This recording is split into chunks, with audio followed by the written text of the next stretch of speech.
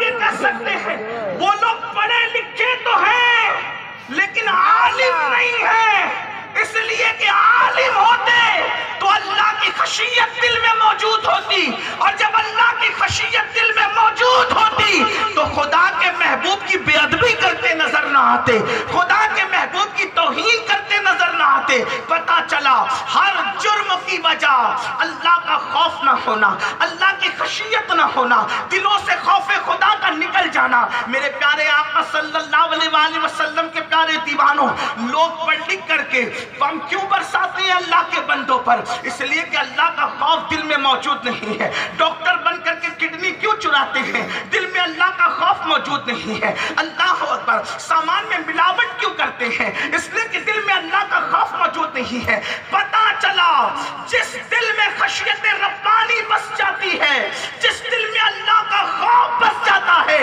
پھر وہ بندہ فرشتوں سے آگے نکلتا ہوا نظر آتا ہے۔ میرے آقا صلی اللہ علیہ وآلہ وسلم کے دیوانوں، اسی لیے تو میرے آقا مصطفیٰ کریم رؤوف الرحیم صلی اللہ علیہ وآلہ وسلم ارشاد فرماتے ہیں، جب کوئی اللہ کے خوف سے کانپتا ہے تو اس کے گناہ ایسے جھڑتے ہیں جیسے پتجھڑ کے موسم میں درخت سے پتے جھڑتے ہیں۔ اگر کوئی اللہ کے خوف سے روتا ہے اور اس کی آنکھ سے مکھی کے سر کے برابر آنسو نکل جاتا ہے، اللہ اس کے سر پر، اللہ رب العزت اس کے وجود پر، اس کے چہرے پر جہنم کی آگ کو حرام فرما دیتا ہے۔ پتہ چلا اللہ کا خوف ضروری ہے سدھرنے کے لیے، سدھارنے کے لیے۔ اسی لیے اللہ نے اپنے محبوب سے فرمایا، یا ایھا المدثر قم فانذر، اے کمبل اوڑھنے والے اٹھیے اور اپنی قوم کو ڈرائیے۔ اللہ اکبر، جو بھی نبی تشریف لائے وہ ڈرانے کے لیے آئے، وہ خشیت ربانی کا زیور دینے کے لیے آئے۔ اب سنو تو گویا کہ خطبے میں پڑھا جا رہا ہے، اللہ اکبر، کا شادی سے پہلے بھی اللہ سے ڈرنا، شادی کرتے وقت بھی اللہ سے ڈرنا، شادی کے بعد بھی اللہ سے ڈرنا۔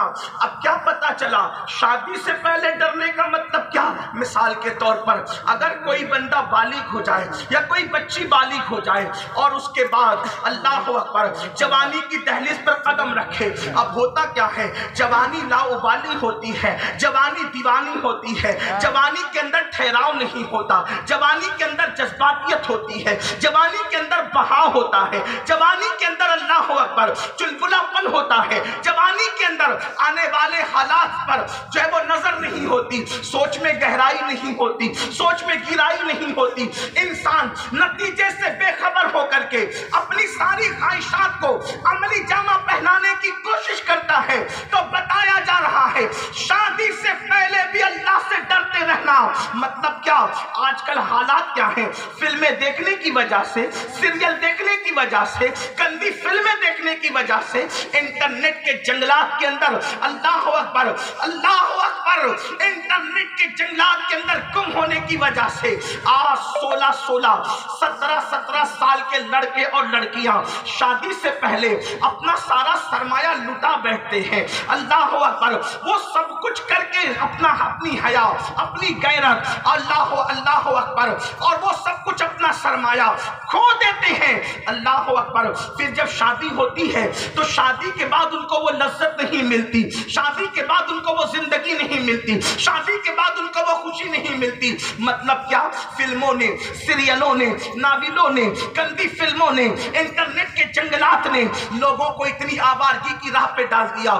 چھوٹی عمر میں لڑکے اور لڑکیاں، سب نہیں بلکہ کچھ کی بات کر رہا ہوں، لیکن چونکہ بات ہوتی ہے تو پھر بات کے طور پر ہوتی ہے۔ میں یہ نہیں کہتا کہ میری قوم بگڑ گئی، واللہ ہرگز نہیں، آج بھی میری قوم دوسری قوم سے بہت زیادہ بہتر ہے، لیکن چونکہ ہم آئے ہیں اصلاح کے لیے تو دل کی بات اگر دلبر سے نہ کہیں گے تو کس سے کہیں گے؟ دل کی بات اگر دلدار سے نہ کہیں گے تو کس سے کہیں گے؟ اجنبیوں میں تھوڑی دل کی بات کہی جاتی ہے۔ میرے پیارے آقا صلی اللہ علیہ وآلہ وسلم کے دیوانوں، 16 17 سال کے لڑکے اور لڑکیاں کبھی زنا، کبھی بدکاری کے اندر ڈوب جاتے ہیں۔ شادی سے پہلے سب کچھ لٹا دیا جاتا ہے۔ آیے کریمہ میں اشارہ ہو رہا ہے شادی سے پہلے بھی اللہ سے ڈرتے کرتے رہنا.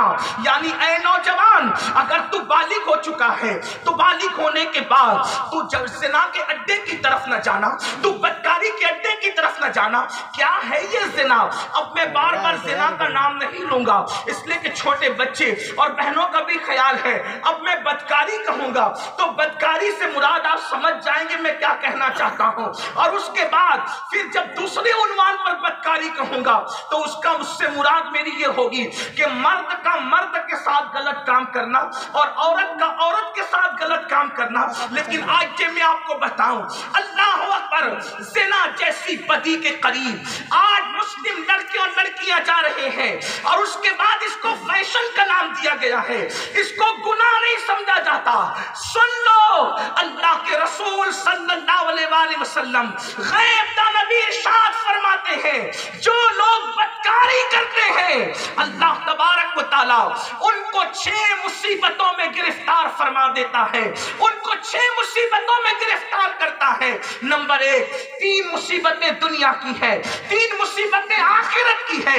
2 منٹ کی لذت کے لیے اللہ کو ناراض کرنے والے میرے نوجوان ذرا دل کے کانوں سے سن لے. میرے آقا ارشاد فرماتے ہیں سب سے پہلے اس کے چہرے کی رونق ختم کی جاتی ہے، اس کے چہرے کا نور ختم کیا جاتا ہے.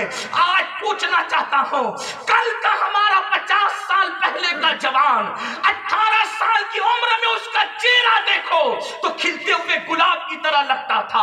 اس کے رخسار ایسا لگتا تھا جیسے کسی جھیل میں ابھی کسی لالا نے مسکرایا ہو.